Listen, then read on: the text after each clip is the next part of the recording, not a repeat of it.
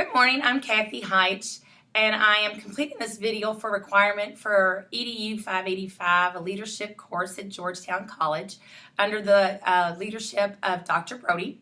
I am here today with Stephen, who is my collaboration teacher for ESL at my school.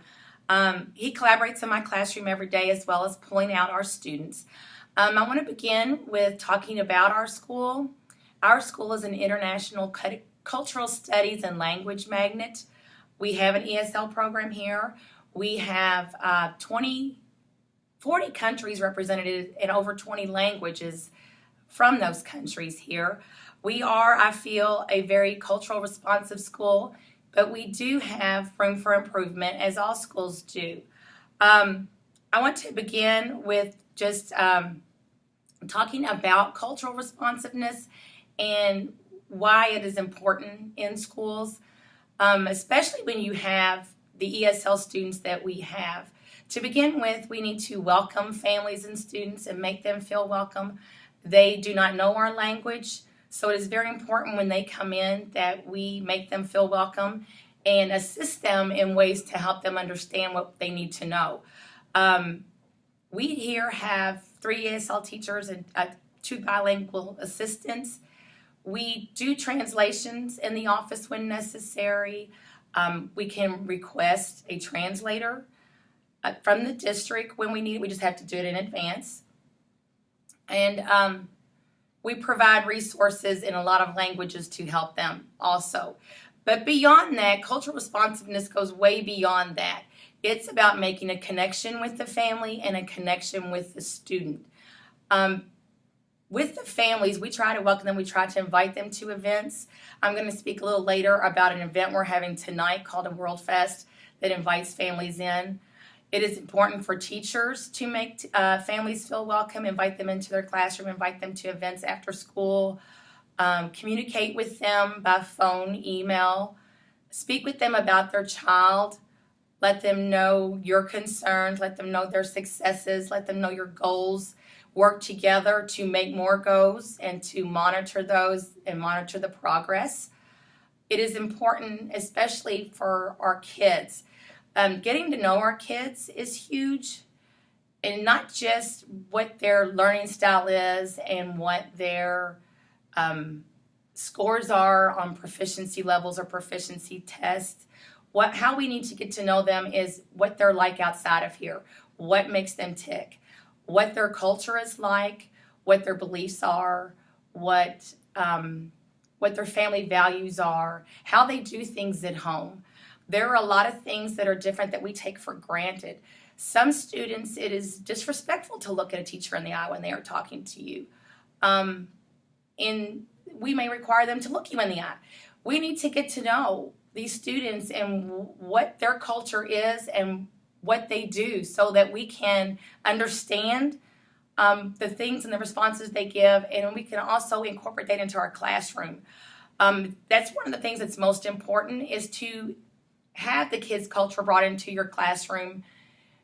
Use resources that bring that in. Use conversation especially to bring that in. The students can learn about each other and we can learn about them. And then it can also make them feel more comfortable, and it helps the learning process as far as taking what we need to teach them, which is very difficult. The standards are very difficult. And have them, if we use their culture to do that. I'm sorry. No, you're fine. It's easier for them to understand and connect to our lessons.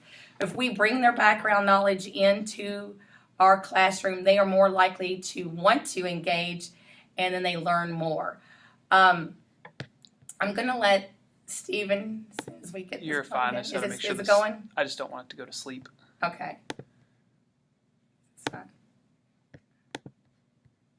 Is it rolling? Yeah, it's still recording. Okay. That's fine. I'm sorry Okay. about that. I'm going to let you talk That's a little on bit me. about our program before I give recommendations. We have 3 teachers in our ESL program. 1 teacher works with kindergarten and 1st grade. 1 works with 2nd and 3rd grade. And Stephen works with 4th and 5th grade. Each one of these teachers has different roles because it is different levels and it is different students. So I'm going to kind of let you talk about the program for a few minutes, and then we'll talk about. Before I talk about the program, I did want to mention that I've really enjoyed being able to collaborate with you because it's really obvious that you have some like a strong understanding of how to get to know students and build relationships. And I think a lot of the time what is easily missed in when you think about a student as like an ESL student or like an ECE student, special ed, and that kind of goes back to like that whole idea of like person first language and think of it as them as a person first and rather than like the ESL student or the student that's in ESL. And so you do a really good job of making connections with students and getting to know them as a person and not just worried about, oh, well, they're ESL, so I have to know what their culture is. You are invested in who they are as a person, and that's a key to being just a good teacher in general. And so knowing that you have to pay attention to culture as well is good, and you're going to notice the things that are important about the differences in their culture, especially because you're building those relationships with them and you want to know who they are, because just like in our culture, everybody's different. In their culture, everybody's different as well, and everybody's an individual. So I think everything that you said is perfect and right on track, but it's also really important to highlight the fact that, the relationship building and stuff is key to knowing where to look. I think that's the foundation. We have to create that before we can teach. Yeah, absolutely. So as far as our program goes, we use, should I talk to you or the camera? You can talk to the camera. Okay, I'm sorry. No, that's fine. It's fine. No, as far as our program goes, we, as she said, we have 3 ESL teachers, and we service, we have about 140 some odd students that are currently active in ESL, and many more that have recently exited that are that we need to track and keep touch base with. The program that we have is would be nice if we had like a bilingual instruction model, but right now we have a collaborative model, which we do have push-in time, and then we also for groupings that have special needs that really might not be helpful to be in the classroom, we'll do pull out with. And so, for example, like newcomer groups or groups that really need just very intense or like a very specific lesson for language skills or like maybe even listening skills, stuff like that. It might not be conducive to do it in the classroom. And then also, especially for intermediate grades, like fourth, for a push-in model works really the best for that, to be able to support using the languages that's in the classroom to help model more for the students how to have conversations that are being asked of them in class, and kind of helping them, showing them how to participate and encouraging them to participate in the right ways, giving them structures and supports in order to do that, just so they're able to be successful, and so they have more confidence to be successful in the classroom, because I think that's they might know what's expected of them. Again, you have high expectations and stuff like that, so I think they know what you expect, but having access to that or an entry point to it to be successful is why we do that. Is there anything else? No, that's a pretty good overview. And we do have an excellent ESL program here and excellent ESL teachers who do collaborate really well with the teachers. I've learned a lot from Stephen this year, but we do have a few things in a few areas I think we can improve on. I have spoke with the ESL teachers, especially Stephen and I, because we talk all the time. I've spoke with other teachers, the principal, students, to kind of get the feel of how everybody feels about this school. But I will tell you, probably the way I've gotten the best information is just from my own witnessing of what goes on here at this school, because I am lucky enough to work here and study this school. This school is very cultural responsive. Everyone works very well together for the focus on the child. However, we do have areas that we can improve. And one of those areas is an area we can't really control, which is funding and mandating for the number of students that ESL teachers see. We have 133 ESL students and 3 teachers. That's a big load. And for a while, we only had 2 teachers. If the funding is not given to us, then either the principal has to find a way to hire another teacher and take it out of school funds, or we just make do. And a lot of times we just make do.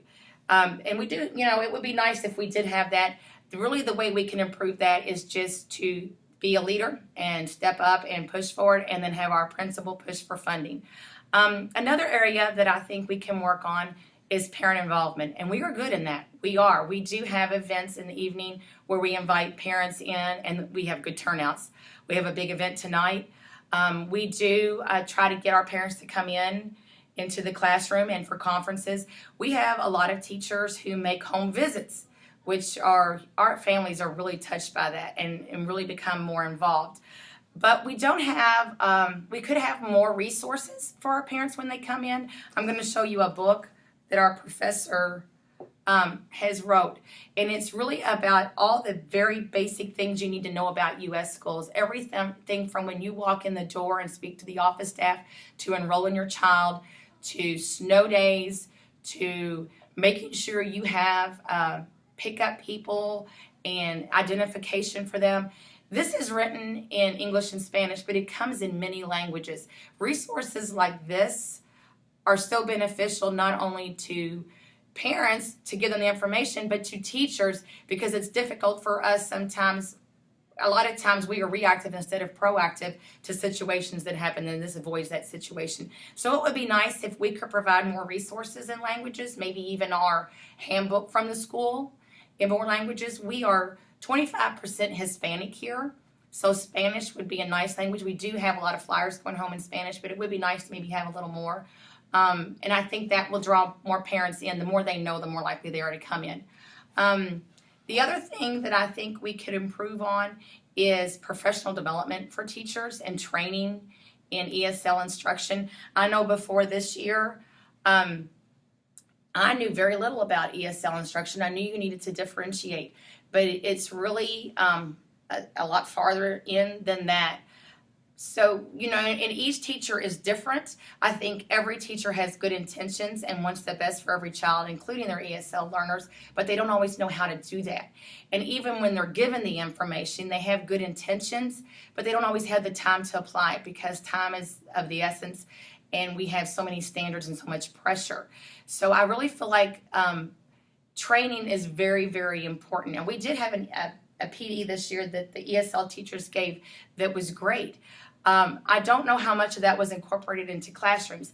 And different teachers have different ideas. Some teachers are really welcoming for ESL teachers to come in. They sit, they plan together.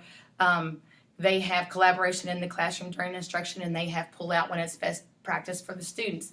Other teachers aren't so welcome, and the ESL teachers are treated like assistants, and they're just given jobs to do, and that's a real problem. That is not best practice for our ESL students. So I feel like a way that this could be improved is for all of us to have an actual day of training on what is best practice and a plan and how to implement it in our school. I think it needs to start at the top with our administration. I think our ESL teachers need to be leaders and stand up and have a voice, and they need to be supported by all of our staff. And I feel like if we sit down and do this together as a whole group and then break off into our PLCs, then we all may be able to have this school-wide collaboration which works for our students. So I think that might be a program. I don't know how you feel about that. And you bring up a really good point, because I think, and a lot of times things are started with the best of intentions. And for example, this year we had 7 scheduled PD sessions for the year, and through, some of it's again like snow days, stuff like that. Right. And then in the time crunch that happens, and just other factors that are out of your and my control. But right. They've been canceled or pushed aside for other things. So that is a perfect observation and plan for that, because I think that would be, especially because we work closely with you guys, that we would be able to figure out, especially, part of my job is to know, how do I work with you as an individual teacher? So what I might present to you would be more what you might be comfortable with, rather than another person who might not have the same skill set or the same strengths. And so I think that's a really good model, because especially when the district doesn't offer really any ESL PDs. And when I did my master's project, I cited that they did in the past, the 5 years prior that I had been teaching, they had offered 2 the entire 5 years, on a district level. And at a school level, it might probably is different, but and that's probably wise, that they want they want the leadership in the schools, and so that's a perfect way to achieve that. I really feel like that's the way, personally, that's the way I have learned best. I'm fortunate enough to be going through a CSL program at the same time I'm learning here at school with you. But, it really helps when you can take what you're learning at a PD, a training, or a college course and come in here and apply it with someone who already knows. And I just feel like you all are such a great resource to us as far as best instruction. And when we work together, of course, it's going to be better when you have two people working to do this. I also feel like it would be nice, because there is a cultural shift in our whole nation as far as immigrants and the number of ESL students coming in. Just watching in our city what has happened over the last 10 or 15 years, we're just rising in the number of ESL students. This is not something that's going to go away or something that we can ignore. We really need to have this training in order to teach our children. I almost feel like there needs to be incentives to get ESL endorsements. Where maybe we can get more teachers to do that. I don't think it is, that people don't care or teachers don't care. I think they just don't realize how important it is that we have that training. Yeah, and I think, and I know that you've been learning this in your classes as well, is that that there's a difference between just providing interventions to students that have language needs. You have to have a targeted instruction based on what they need, and intervention doesn't mean you just read things twice or like you would with like an RTI model where you have a tier 2 student that's having reading comprehension issues, that the comprehension issues will be tied to either something with their first language or a lack of prior schooling. There's a host of all the different things that could possibly be causing an issue with a student, and so I think that a lot of teachers who might not realize that there's a distinct difference there will look at it as, well, they just need more reading comprehension, where that really is probably not the issue. And so I think that's a really good observation. And I think it would be nice if everybody was able to have the same outlook or insight that you do as well. Because that would make the change. It's just small changes that need to happen. That would make it go a lot faster as far as the system. And that's why I think we need to have a school-wide plan. Because I didn't know until I experienced it this year. I was learning this, like I said, in class at the same time I was working with you.